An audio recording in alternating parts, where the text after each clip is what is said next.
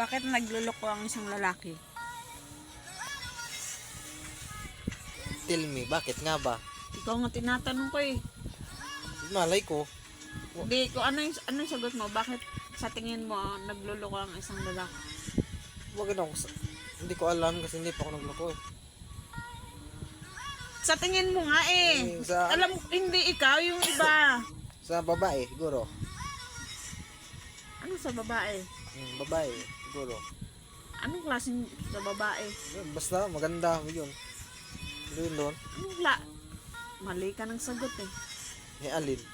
Ano sa tingin mo, bakit anong dahilan? Bakit nagluloko ang isang lalaki sa relasyon? May malay ko.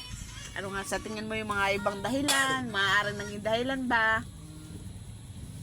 Sa tingin mo yung mga naging rason? May sawa ko sa isa't isa. Din doon. Eh bakit yung lalaki lang ngayon nagloko? May sawa hindi ko mas bayi eh. Ngayon nagloko mo. Ibig sabihin nun, hindi niya mahal yung babae yun. Doon. Oh, bakit iba yung sagot mo? Yung malay ko, ibo ko manok mo yun. Di pa. Pero hintayin mo. Huwag mong subukan. Masisirang buhay mo.